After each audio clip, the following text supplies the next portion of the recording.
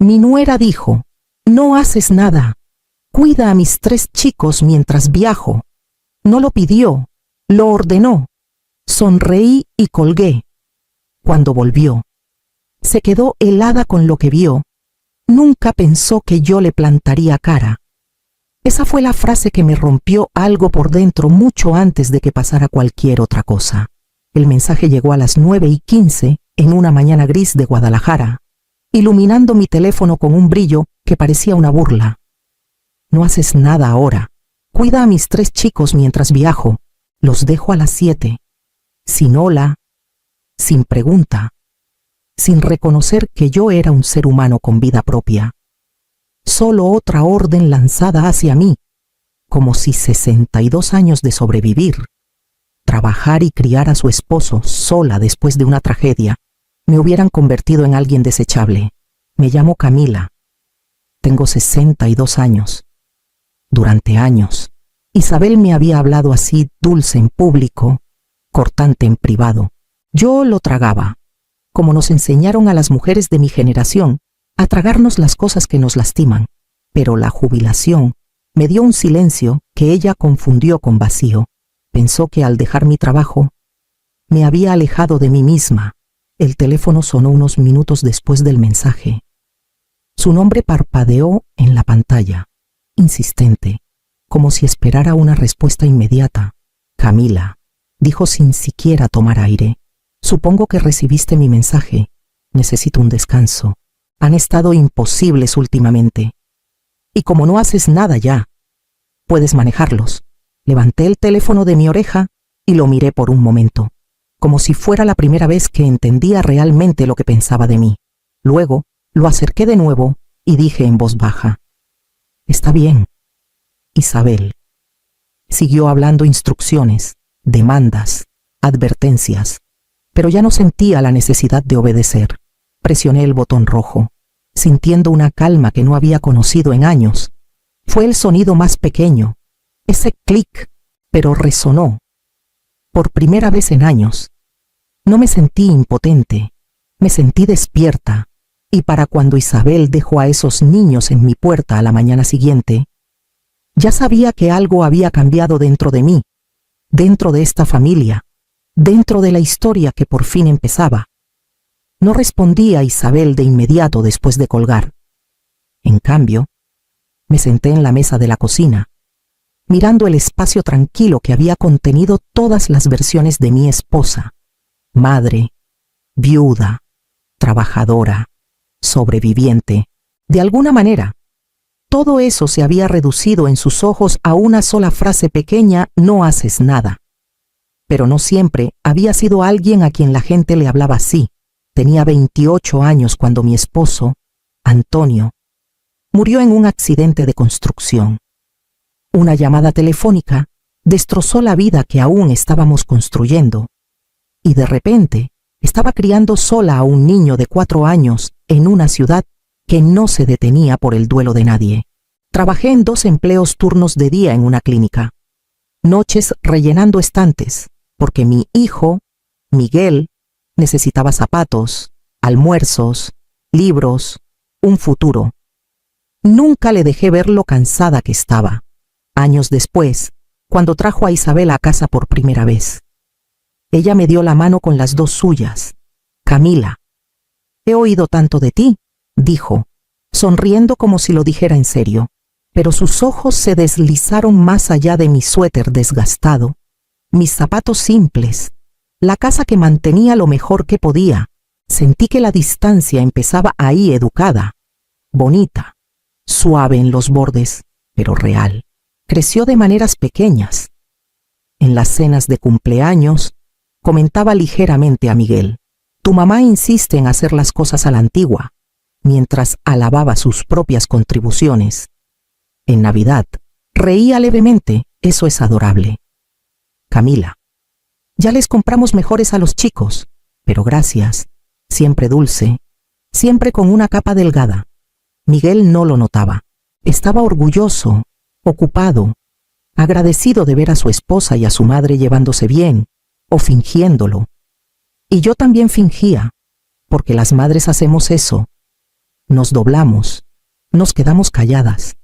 Intentamos no perturbar la paz que construyen nuestros hijos. No me di cuenta de cuánto me había doblado hasta que el mensaje de Isabel esa mañana me partió en dos de un solo golpe.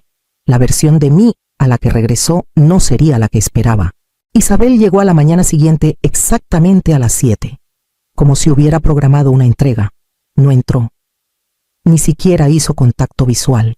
Leonel, Paloma, Isaac vayan, dijo, señalando hacia mi puerta como si yo fuera un contenedor esperando y no su abuela. Los niños arrastraron sus maletas pasando sus piernas. Leonel, de 12, no levantó la vista de su teléfono. Paloma, de 10, tenía los brazos cruzados fuertemente sobre el pecho. Isaac, de 7, se quedó atrás como una sombra tratando de no existir. Isabel se inclinó. Su tono agudo pero sonriente trata de no confundirlos con tus ideas anticuadas. Camila, yo prefiero que las cosas se hagan de cierta manera y necesito mantener la casa en calma. Luego se fue. La puerta se cerró, dejándome con 3 pequeños extraños que llevaban la voz de su madre sin siquiera saberlo. Leonel pasó primero rozándome. ¿Dónde está el Wi-Fi?, murmuró. En la cocina, pero no esperó el resto. Paloma arrugó la nariz. Mamá dijo que tu casa huele raro, como a cosas viejas. Miró alrededor. ¿Acaso limpias limpio todos los días?, dije suavemente. Se encogió de hombros. Mamá dice que la gente que ya no trabaja se pone floja. Mi pecho se apretó, pero mantuve el tono firme. Bueno, verán cómo funcionan las cosas aquí. Isaac se quedó atrás, aferrando la correa de su mochila. No habló hasta que los otros estuvieron fuera de vista. «Vas a gritar», susurró. Me arrodillé para estar a su nivel. «No, cariño, yo no grito. Mamá dice que gritas todo el tiempo». «No lo hago», dije en voz baja. Parecía confundido, como si 2 mundos se hubieran contradicho de repente y no supiera cuál creer. En la sala, Leonel tiró su maleta al piso. «Este lugar es chiquito», dijo. «Mamá dice que es vergonzoso que nos haya traído aquí». Paloma intervino. «Dijo que no sabes manejar niños». Me quedé en la puerta, dejando que sus palabras se asentaran. No intentaban herirme. Repetían lo que les habían sembrado. Ese fue el momento en que entendí antes de enseñarles algo a estos niños. Tenía que desenseñarles lo que les habían enseñado. Y el trabajo, de verdad, apenas empezaba. A media mañana, la casa parecía tomada por 3 pequeñas tormentas. Leonel se extendió en el sofá con su teléfono. Paloma pisoteaba de habitación en habitación, inspeccionando todo lo que podía criticar. E Isaac rondaba cerca de la puerta como listo para huir. Di una palmada ligera. «Bien, el desayuno. Ya comimos», dijo Leonel sin levantar la vista. «No, no comimos», añadió Paloma. «Mamá dijo que cocinas cosas raras». «Hice hot cakes», respondí, «en formas de animales». La cabeza de Isaac se levantó primero. «¿Formas de animales?». Leonel resopló. «No somos bebés». De todos modos puse los platos en la mesa, decidida a mantener un sentido de normalidad y quizás encender un poco de curiosidad.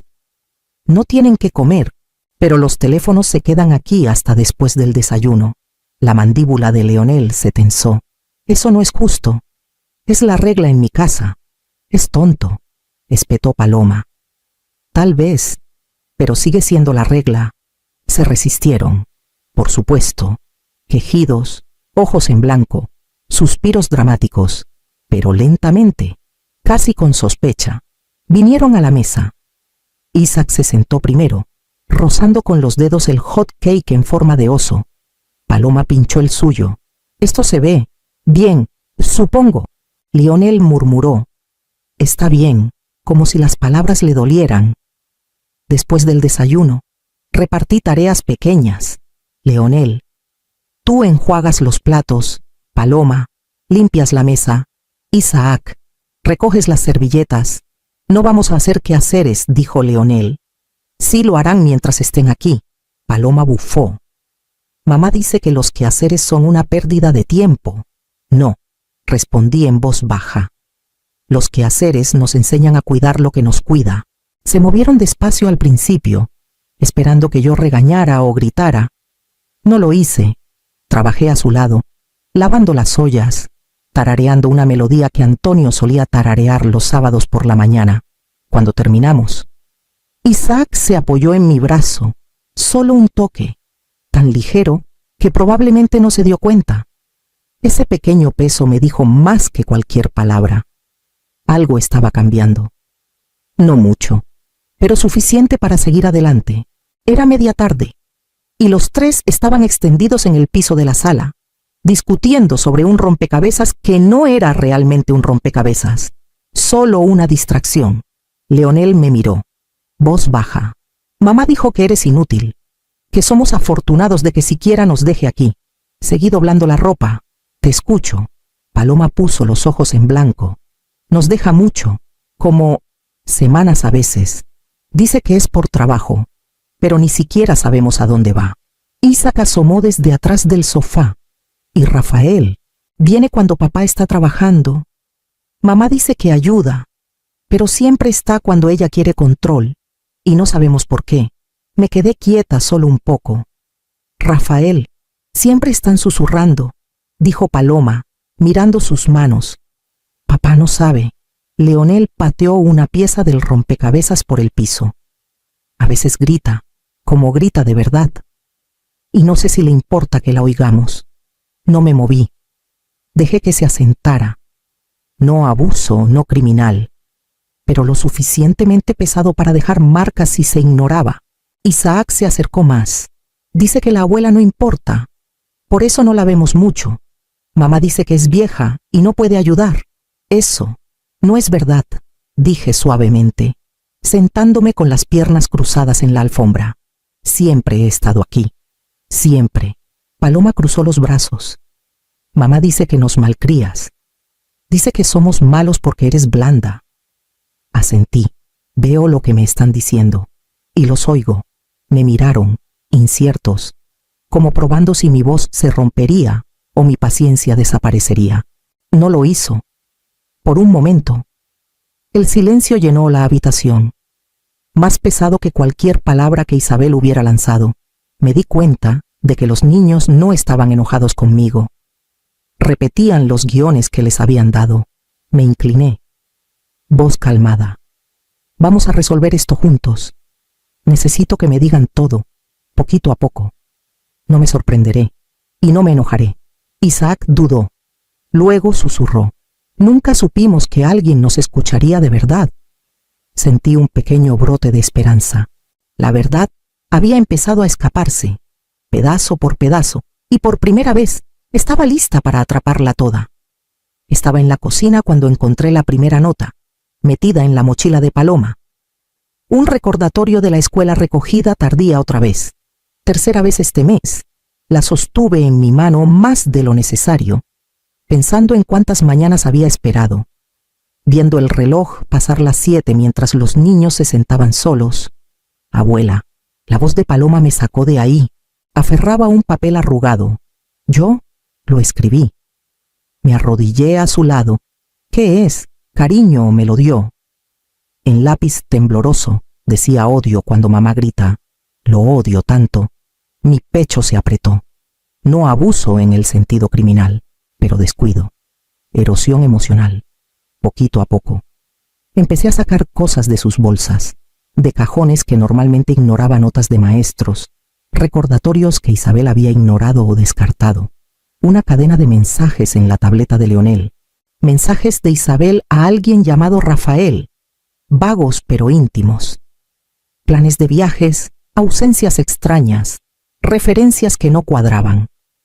Cada nota, cada texto, cada mensaje oculto era una pieza de evidencia que no se podía ignorar, prueba de que el descuido de Isabel tenía peso tangible. Copié todo con cuidado, fotografiando recibos, escaneando papeles en una carpeta etiquetada Evidencia Familiar. Mis manos temblaron solo un poco, no de miedo, sino de anticipación.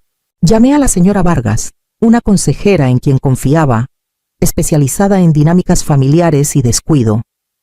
Necesito orientación, dije, no por los niños, están bien, sino por cómo manejar lo que encontré. Bien, dijo. Necesitas un plan. Paso a paso. Documenta. Protégete a ti y a ellos. No la confrontes hasta que estés lista. Colgué y exhalé despacio, mirando el montón de pruebas que había reunido.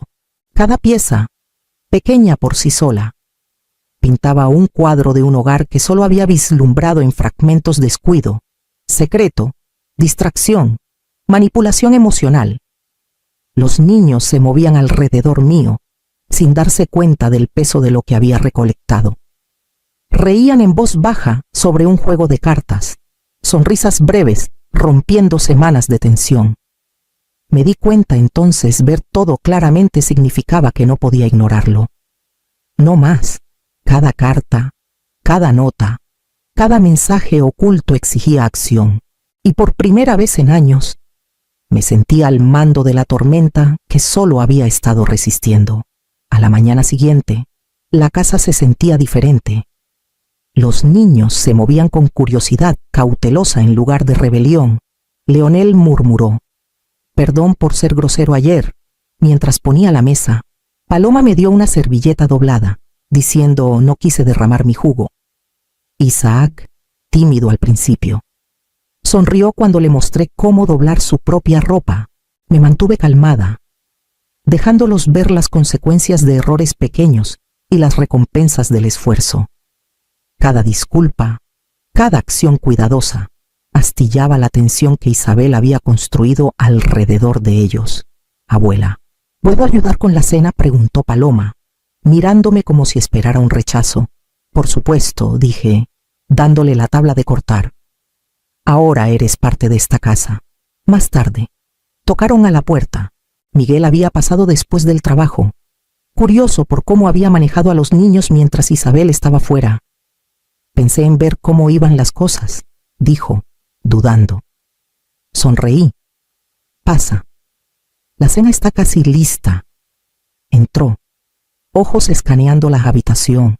Los niños reían en voz baja mientras Leonel servía jugo. Paloma removía una olla e Isaac llevaba platos a la mesa. La mandíbula de Miguel se tensó. No había visto esta clase de calma desde antes de que Isabel se mudara. «Camila», empezó, voz baja. «No sabía que podía ser así. He hecho lo que pude», dije suavemente, «con ellos, sin interferencia de nadie». Miró alrededor de nuevo, la realización suavizando los bordes de su cansancio. Su negación se agrietó, por primera vez en años.